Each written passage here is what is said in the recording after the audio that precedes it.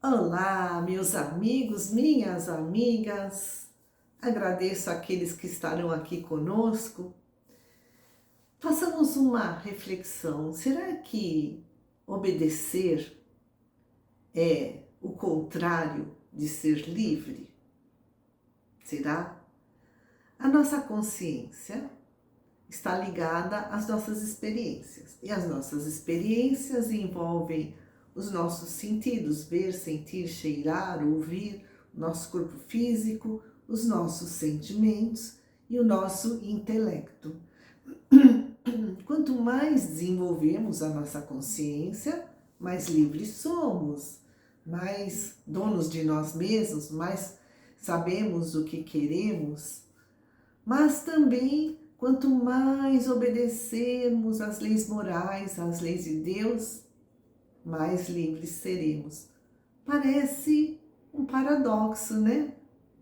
Quem vai nos explicar é o filósofo Immanuel Kant, viveu lá no século XVIII.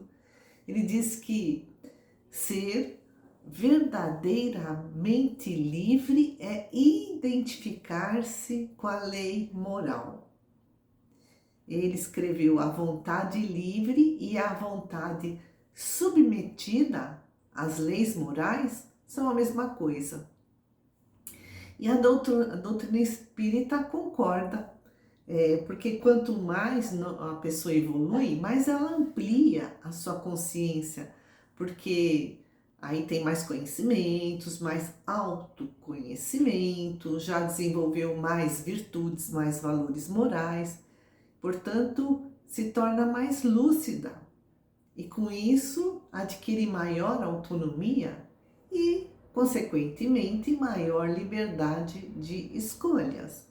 Enquanto que, quando nos desviamos das leis de Deus, aí nós acabamos passando por situações difíceis, pelo sofrimento, não como um castigo de Deus, mas é a nossa colheita. Estamos submetidos à lei de ação e reação, tudo com a finalidade de aprender, de aperfeiçoar o nosso espírito. E o filósofo dinamarquês Søren Kierkegaard, ele fala de 3 estágios de desenvolvimento do ser humano, de estágio moral: o estético, o ético e o religioso. No estágio estético, a pessoa busca um sentido para a sua existência, né? Para que viver? E também investiga as razões do existir, o porquê viver. E nesse estágio estético, a pessoa acha que é livre, mas permanece dominada pelas sensações, pelos prazeres, mas com o tempo, amadurecendo, percebe que tudo, né, aqui na matéria é fugaz, é transitório, e viver assim, né, dominado pelas sensações, pelos prazeres, não lhe traz satisfação. Chega uma hora que a pessoa percebe isso, que ela não é livre, mas prisioneira dos seus vícios, das suas paixões. E aí vem aquele sentimento de vazio existencial e que acaba gerando tormento, desespero, e esse estado de ânimo o leva ao estágio seguinte, que é o estágio ético. Nesse estágio, a pessoa percebe que ela não pode ignorar as normas e convenções da sociedade, né? Ela não pode viver do jeito que ela quer. E ela também deve assumir as responsabilidades pelos seus próprios atos, reconhecer os seus erros, admitir-se, né, culpado. E no estágio ético, escreve Kierkegaard, o indivíduo permanece livre, mas nos limites estabelecidos pela sociedade.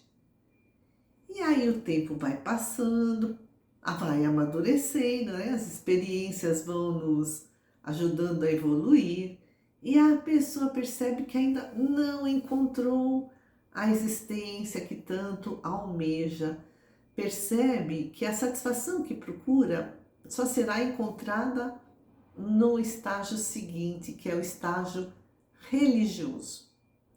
Aí o Kierkegaard, para Kierkegaard, a fé deve estar acima da razão, da moral.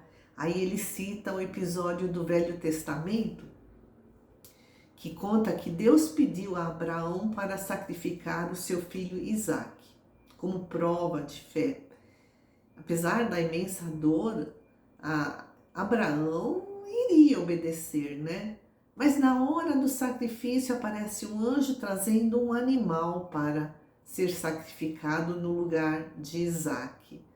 Ou seja, explica Kierkegaard, a fé de Abraão estava acima da razão, acima da moral.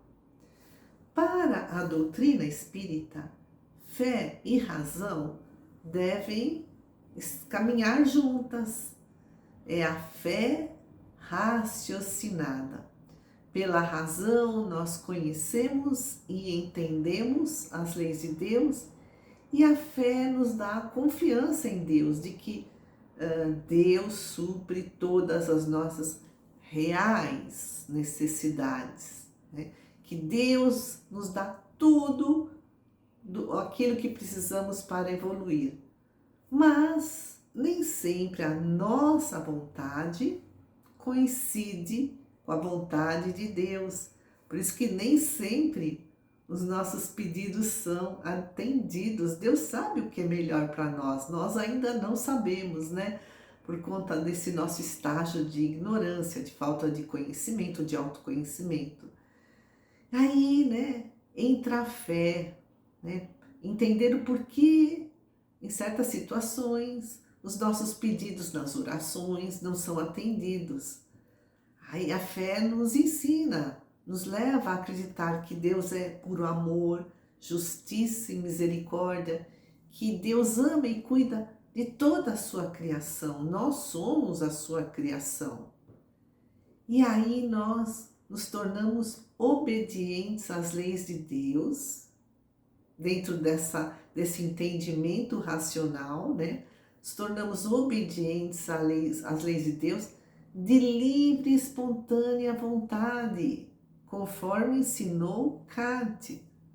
Porque nesse último estágio religioso, nós sabemos, né, que Deus sabe o que é o melhor para cada um de nós. Amigos queridos, que a paz do Mestre nos envolva a todos.